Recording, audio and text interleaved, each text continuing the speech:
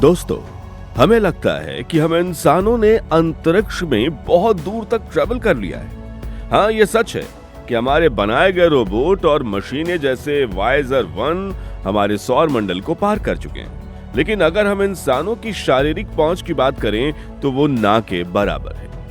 क्या आपको पता है कि अंतर्राष्ट्रीय अंतरिक्ष स्टेशन, जिसे हम अंतरिक्ष खोज का सबसे बड़ा प्रतीक मानते हैं, वो हमारी पृथ्वी से सिर्फ 400 किलोमीटर की ऊंचाई पर है। दोस्तों, सिर्फ 400 किलोमीटर ये दूरी तो दिल्ली से जयपुर के सड़क के सफर से भी कम है। आज हम बात करेंगे कि आखिर इंसान अंतरिक्ष के उस पार कितनी दूर जा पाया है और कहां तक जाने में उसे और सैकड़ों साल लग सकते हैं। बने रहिए इस दिलचस्प वीडियो के अंत तक। शुरुआत चांद के सफर से। अगर हम चांद की बात करें तो लगभग 3,84,000 किलोमीटर ये दूर है। वहां इंसान आखिरी बार 1969 में गया था। उसके बाद से आज तक कोई इंसान उतनी दूर नहीं गया। सच तो यह है कि अंतरिक्ष प्राकृतिक रूप से इंसानों के लिए बहुत ही विपरीत और खतरनाक जगह है। वहां हानिकारक रेडिएशन है, तापमान बहुत ज्यादा या बहुत कम रहता है और सांस लेने के लिए ऑक्सीजन भी नहीं है। इसी वजह से ऐसे मिशन जिसमें इंसान जाते हैं बहुत ही ज्यादा महंगे और खतरनाक होते हैं।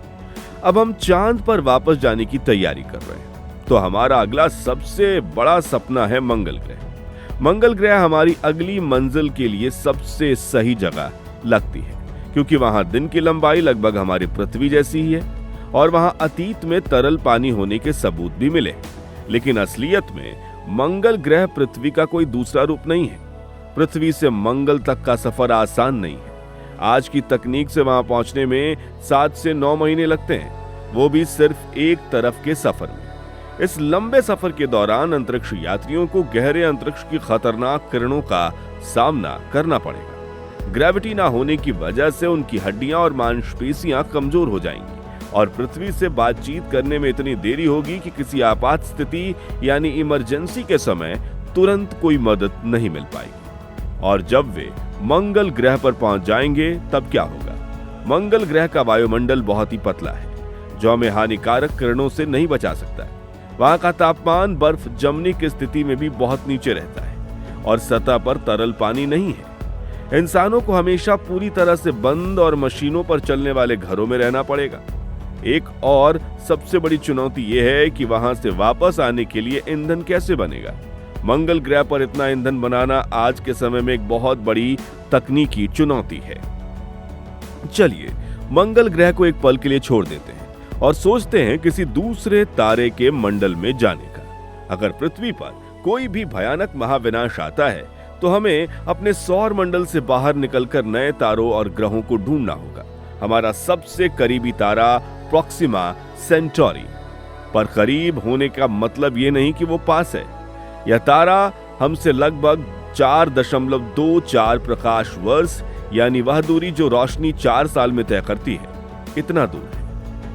सुनने में ये 4 साल लगता है, लेकिन अगर हम आज के सबसे तेज अंतरिक्ष यान से भी वहां जाने की कोशिश करें तो वहां पहुंचने में हजारों साल लग जाएंगे और इंसान की उम्र बहुत छोटी है। तो इस लंबे सफर का समाधान क्या है? वैज्ञानिकों ने 2 तरीके सोचे। पहला, पीढ़ियों वाला जहाज। एक ऐसा बड़ा जहाज जहां लोग अपनी पूरी जिंदगी बिताएंगे। वहीं नई पीढ़ी पैदा होगी और उनके आगे आने वाले पीढ़ियां अपनी असली मंजिल पर पहुंचकर उतरेंगी।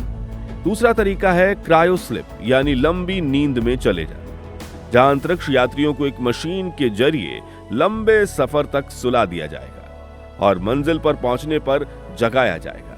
लेकिन आज के समय में ये दोनों ही तरीके असल जिंदगी में नामुमकिन है।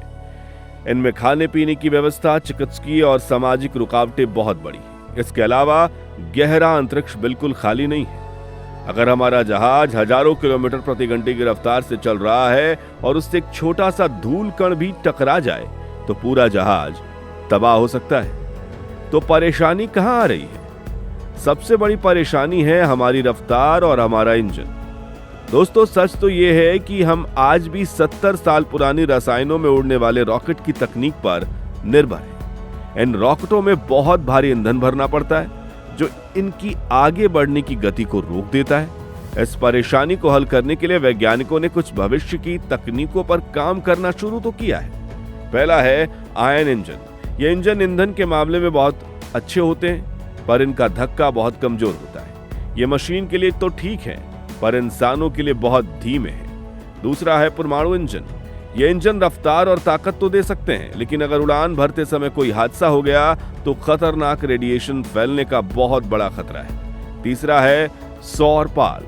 ये बड़े बड़े शीशों जैसे होते हैं जो सूर्य की रोशनी के दबाव से आगे बढ़ते हैं, पर जैसे जैसे ये सूरज से दूर जाएंगे इनकी ताकत कम हो जाएगी। चौथा है फ्यूजन इंजन।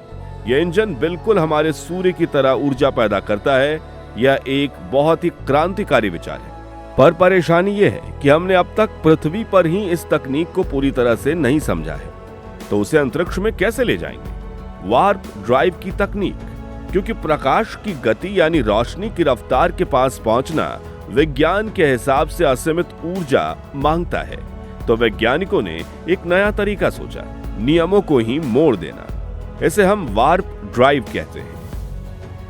आपने स्टार ट्रैक फिल्म में इसे जरूर देखा होगा। विचार यह है कि जहाज को चलाने के बजाय जहाज के आगे की जगह को सिकोड़ दिया जाए और पीछे की जगह को फैला दिया जाए।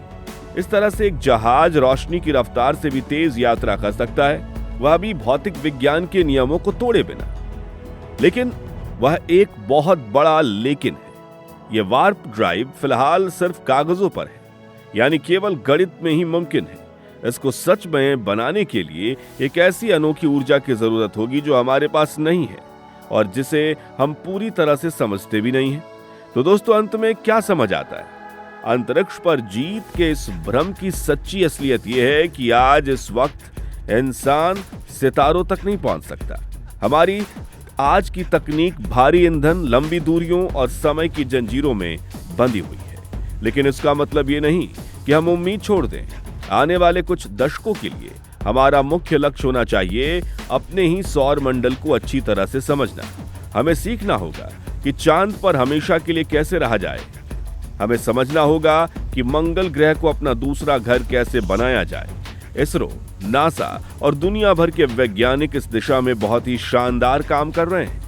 दूसरे तारों और आकाशगंगाओं तक पहुंचना एक बहुत बड़ा और खूबसूरत सपना है। हो सकता है यह सपना हमारी आने वाली पीढ़ियां पूरा करें, या फिर हमारी बनाई गई बहुत ही आधुनिक रोबोट वाली मशीनें उन सितारों तक हमारी पहचान लेकर जाएं। आज के लिए हमारा अपना सौर मंडल ही हमारा सबसे बड़ा खेल का मैदान है और हमारी सबसे बड़ी पाठशाला। आपको क्या लगता है? क्या हम कभी पृथ्वी के अलावा किसी और ग्रह पर सुरक्षित रूप से बस पाएंगे? मुझे कमेंट्स में अपने विचार जरूर बताएं। अगर ये वीडियो आपको जानकारी से भरा दिलचस्प लगा हो तो इस वीडियो को लाइक करें, अपने दोस्तों के साथ शेयर करें और चैनल को सब्सक्राइब करना ना भूलें। मिलते हैं आपसे अगले वीडियो में, तब तक के लिए जय हिंद।